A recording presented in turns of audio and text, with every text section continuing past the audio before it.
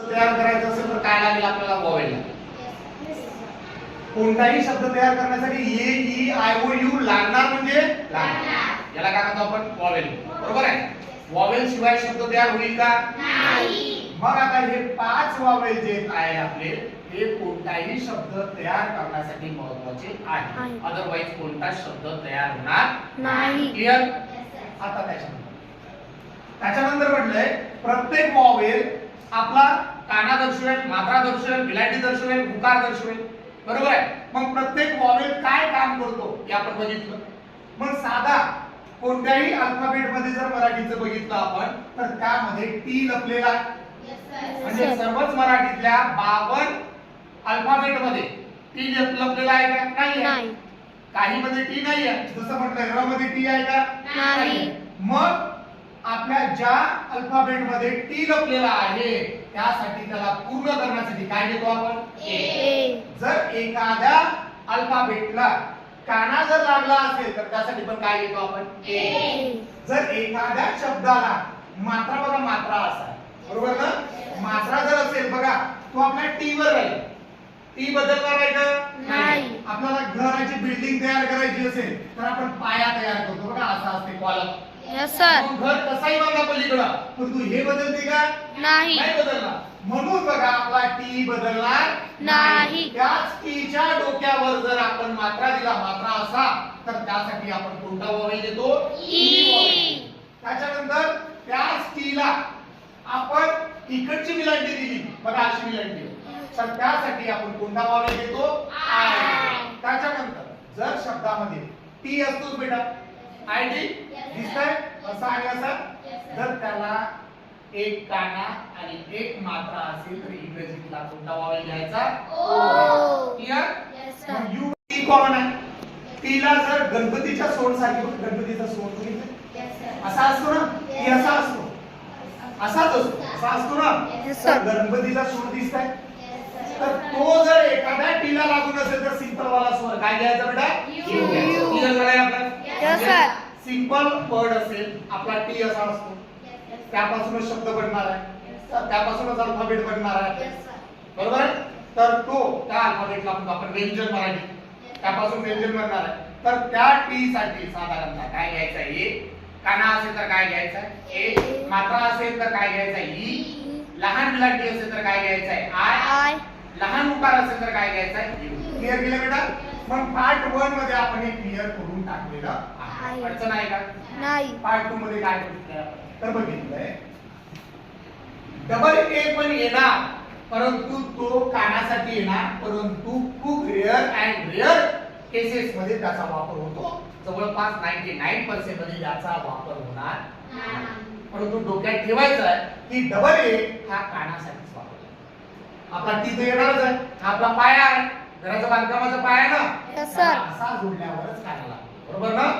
मग त्या कानासाठी काय घेतो आपण? Double A.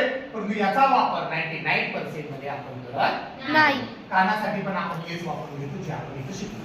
अरे नेक्स्ट उसके बाद में जर आता विलांटी आपला टी आहे असा जर विलांटी आपली कोणती आहे बेटा? ही वाली विलांटी आहे बघा हा टी आहे ही विलांटी आहे बरोबर बेटा? इथे टी असेल आता बरोबर ना? Yes sir. तर या टीला जर आपण ही मोठी विलांटी देत असेल तर काय घ्यायचं? कोणते स्वर घ्यायचे? त्याच्यानंतर या टीला याच्यामध्ये शब्द आहे आपला बरोबर ना? जर आपण मोठा उकार देत असेल तर काय घेतो बेटा? आता समजून घेऊ सिंपल मध्ये बघा आपला सिंपल टी होता क बरोबर आहे. याच्यामध्ये याला पूर्ण करण्यासाठी आपण काय घेऊ शकतो?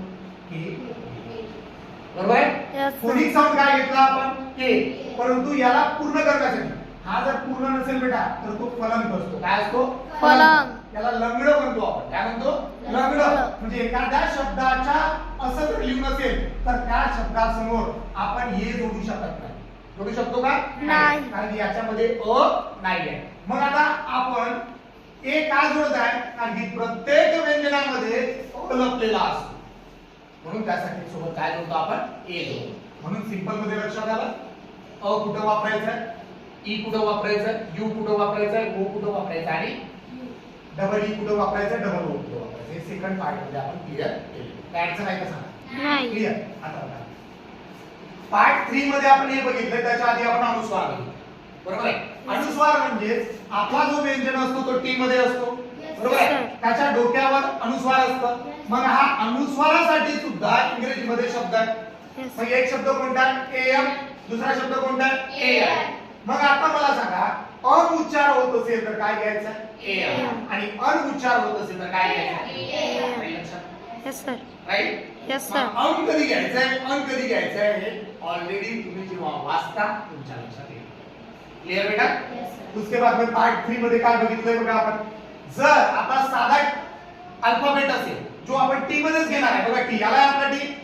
जर त्या टी च्या डोक्यावर दोन मात्रा असेल तर कोणता फोनिक साऊंड घ्यायचा आहे, कोणते स्वर घ्यायचे आपल्याला? क्लियर. त्याच्यानंतर बघा आपण क घेतलं होतं, क च्या डोक्यावर दोन मात्रा दिले म्हणून क साठी काय घेतलंय? ए. आणि मात्रासाठी काय घेतलंय? ए. म्हणजे दोन मात्रासाठी आपण ए आय घेतलेलं आहे. त्याच्यानंतर बघा टी आपला येणार. मग एक काना दोन मात्रा आले. बघा क आपला आला, जो कशामध्ये आला बेटा? टी मध्ये आलाय टी मध्ये. मग याला काय जोडलंय आपण? एक काना दोन मात्रा. एक काना दोन मात्रा आल्यामुळे इथं काय घेतलंय रे बेटा? आपण ओ यू घेतलाय. काय घेतलाय? ओ यू घेतलाय. म्हणून आपल्या लक्षात यायला पाहिजे, जर आपला एक काना आणि दोन मात्रा असेल तर आपल्याला काय घ्यायचंय? ओ यू घ्यायचंय. आणि हा के आला कुठून? तर क साठी. अरे बेटे त्याच्यानंतर आता परत आपण इथं बघितलं होतं आपल्या टी च्या डोक्यावर काय? अनुस्वार. मग या अनुस्वारसाठी ऑन साठी काय घ्यायचंय? ए. आणि अन साठी काय घ्यायचंय? ए. आणि बेटी काय प्रॉब्लेम आहे? नाही. त्याच्यानंतर बघा तोच आपण इथं उदाहरणामध्ये घेतलाय की क कम उच्चार होत असेल तर के, आणि कन उच्चार होत असेल तर के ए. म्हणजेच एएन पण घेऊ शकतो, एएम पण घेऊ शकतो. आणि बेटी अशा पद्धतीने आपण जो काही फोनिक साऊंड आहे आणि कशा पद्धतीने आपला मराठीचा अल्फाबेट किंवा मराठीचा शब्द यासाठी इंग्रजीचे कोणते अल्फाबेट यूज करायचे हे आपण शिकू. अरे गेले. आणि इंग्रजीसाठी मराठी आणि मराठीसाठी इंग्रजी याच्या पलीकडे जाणार आहे का? नाही. आणि एक विशेष सूचना लक्षात घ्या, हा जो नियम आहे जे आपण शिकलो हे तंतोतंत 100% कामाला येणार नाही. त्याच्यामध्ये व्हेरिएशन आहे ना बेटा. मग काही ठिकाणी बघा आपण अशी जरी विलांटी देत असेल तरी पण आपण त्याच्यासाठी आयच वापरत आहे. अशी वर विलांटी देत असेल तर कधी कधी डबल ई वापरून घेतो. मग हे 10-20% मध्ये बदल होत राहणार, ते आपण स्पेलिंग बुकच्या माध्यमातून लर्न करतो आणि नियमाच्या माध्यमातून आपण नियम पण घेणार आहे. बरोबर आहे. सायलेंट वर्डच्या माध्यमातून असेल, वेगवेगळ्या माध्यमातून असेल, ते आपण नंतर घेणार आहे. तर अशा पद्धतीने हे आपण कंप्लीट केलेलं आहे. काय अडचण आहे का?